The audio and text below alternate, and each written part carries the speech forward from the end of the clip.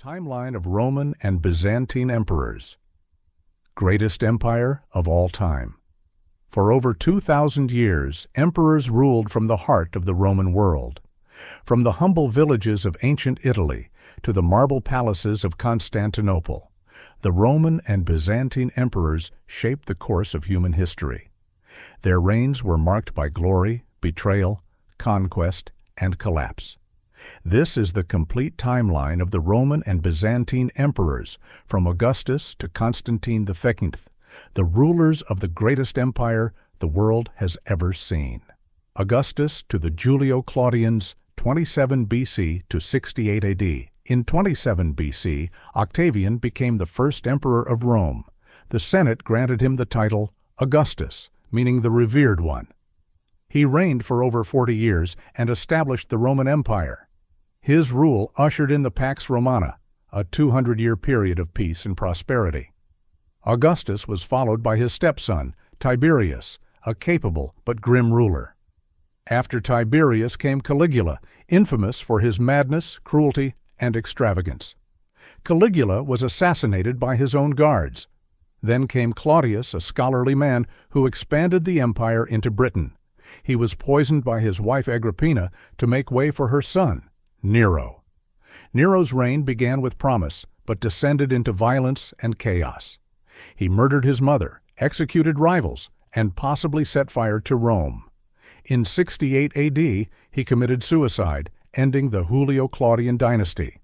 The year of the four emperors and the Flavians, 69 to 96 AD. In 69 AD, four men claimed the throne: Galba, Otho, Vitellius, and finally Vespasian, who emerged victorious. Vespasian founded the Flavian dynasty and began construction of the Colosseum. He was succeeded by his son Titus, who completed the Colosseum and handled the eruption of Mount Vesuvius in 79 AD. Titus died young and was succeeded by his brother Domitian, a paranoid autocrat who ruled effectively but brutally. He was assassinated in 96 AD. The five good emperors, 96 to 180 AD Nerva, a respected senator, took the throne and adopted a wise general, Trajan, as his heir. Trajan expanded the empire to its greatest territorial extent, conquering Dacia and building grand monuments like Trajan's Column. Hadrian, his adopted son, focused on consolidating the empire. He built Hadrian's Wall in Britain and toured the provinces. Antoninus Pius ruled peacefully for 23 years. His successor, Marcus Aurelius, was a philosopher king who spent much of his reign defending the empire from Germanic invasions. His death in 180 marked the end of the Pax Romana. Decline and chaos. 180 to 284 AD, Marcus Aurelius was succeeded by his son, Commodus, a cruel and vain ruler who fancied himself a gladiator. His assassination led to civil war. From 193 to 284 AD, Rome was plagued by short-lived emperors, military coups, and invasions. This period saw the rise of soldier emperors like Septimius Severus, Caracalla, and Aurelian, who temporarily restored order. The empire nearly collapsed under the pressure of external attacks, economic instability, and plagues. Diocletian and the Tetrarchy, 284 to 305 AD. In 284 AD, Diocletian became emperor and transformed the Roman government. He divided the empire into east and west, each ruled by an Augustus and a junior Caesar. This system, the Tetrarchy, was meant to prevent civil war and ensure smooth succession. Diocletian also reorganized the military and economy, but persecuted Christians heavily. He voluntarily abdicated in 305 AD. Constantine the Great, 306 to 337 AD. Constantine rose to power after a series of civil wars. At the Battle of the Milvian Bridge in 312 AD, he claimed to see a vision of the Christian cross. He legalized Christianity and became its protector. In 330 AD, he founded a new capital, Constantinople, the New Rome, on the site of ancient Byzantium. He died in 337, baptized on his deathbed, and became the first Christian emperor. Theodosius and the Final Split, 379 to 395 AD, Theodosius I was the last emperor to rule both East and West. He made Christianity the official religion of the empire and persecuted pagan practices. Upon his death in 395 AD, the empire was divided permanently. The West went to his son Honorius, the East to Arcadius. The Western Roman Empire would not last long. The fall of the West, 395 to 476 AD. The Western Roman Empire crumbled under pressure from barbarian invasions and weak leadership.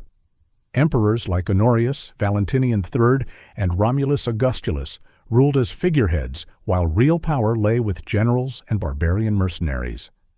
In 476 AD, the Germanic leader Odoacer deposed Romulus Augustulus. The Western Roman Empire had fallen. But the East endured the rise of the Byzantine Empire, 476 to 527 AD. While the West faded, the Eastern Roman Empire, known as the Byzantine Empire, flourished. Under emperors like Zeno and Anastasius, the East maintained stability, resisted invasions, and preserved Roman traditions. The empire's Greek-speaking population and Christian faith shaped a new, distinct identity. Justinian the Great, 527 to 565 AD. Emperor Justinian the Great was one of the greatest Byzantine emperors. He reconquered parts of the Western Empire, including North Africa and Italy. He built the Hagia Sophia, the most magnificent church in Christendom. Justinian's legal reforms resulted in the Corpus Juris Civilis, the foundation of modern law. His reign marked the height of Byzantine power. Survival and reform, 565 to 1025 AD. After Justinian, the empire struggled with wars, plagues, and religious disputes. Heraclius reformed the military and fought the Persians and early Islamic caliphates. Leo III initiated iconoclasm, banning religious images, sparking theological wars. Basil III founded the Macedonian dynasty, ushering in a cultural revival. Basil II, the Bulgar slayer, crushed the Bulgarians and expanded the empire to its greatest medieval extent. His death in 1025 marked the peak of Byzantine military success. Decline and the Crusades, 1025 to 1204 AD. After Basil II, a series of weak emperors and court intrigues weakened the empire. In 1071, the Byzantines were defeated by the Seljuk Turks at the Battle of Manzikert, losing most of Asia Minor. The First Crusade helped Byzantium regain territory, but relations with the West soured. In 1204, during the Fourth Crusade, Latin crusaders sacked Constantinople. The city fell to Western occupation. The final century, 1261 to 1453 AD. The Byzantines reclaimed Constantinople in 1261 under Michael VIII, but the empire was a shadow of its former self. The Palaiologos dynasty ruled until the end.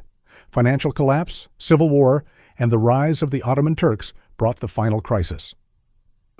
In 1453, Sultan Mehmed II laid siege to Constantinople. Emperor Constantine XI led a final desperate defense. On May 29th, the city fell. Constantine died sword in hand. The Byzantine Empire was no more. The legacy of the emperors, 1453 onward. From Augustus to Constantine V, over 500 emperors ruled the Roman and Byzantine empires. Their legacy endures in law, government, art, architecture, religion, and language. The Eastern Orthodox Church preserves Byzantine spirituality.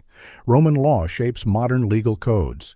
Cities like Rome and Istanbul carry the memory of emperors who dreamed of eternal power. Rome may have fallen, Byzantium may have burned, but the empire, its culture, its vision, its spirit, still lives. This was the story of the Roman and Byzantine emperors, a timeline of power that stretched across 3 continents and 20 centuries. From Caesar to Constantine, from Nero to Justinian, from glory to ruin, this was the greatest empire of all time. Like, share, and please subscribe this our channel.